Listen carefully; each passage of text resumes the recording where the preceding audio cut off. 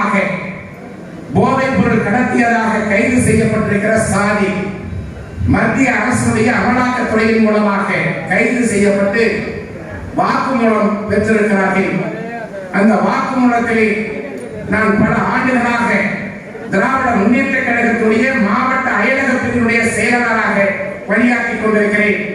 திராவிட முன்னேற்ற கழகத்துடைய துணையோடு வெளிநாடுகளுக்கு 45 முறை போதைப் பொருட்கள் கடத்தி இருக்கிறேன் என்று வாக்குமூலம் தந்திருக்கிறார்.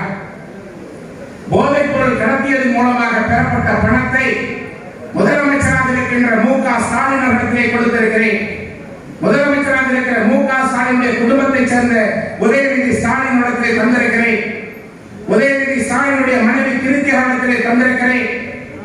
கிருத்திகாவை இயக்குநராக போட்டு மங்கை என்ற திரைப்படத்தை 1000 கோடி ரூபாய் முதலீட்டிலே தயாரித்துக் கொண்டிருக்கிறேன் என்று வாக்குமூலம் தந்திருக்கிறார். மத்திய அரசுடைய அமலாக்கத்துறையிடம் சரியான வாக்குமூலத்தை அளித்திருக்கின்ற காரணத்தினாலே, அவர்களுக்கு சாட்சிகள் கிடைத்திருக்கின்ற காரணத்தினாலே நாடாளுமன்ற தேர்தல் முடிந்தவுடன் தமிழகத்திலே இந்தியாவுடைய வரவிடத்திலே திராவிட முன்னேற்ற கழகம் என்ற இயக்கமே இல்லாமல் அழிக்கப்படும் என்று சொல்லியிருக்கிறார்கள்.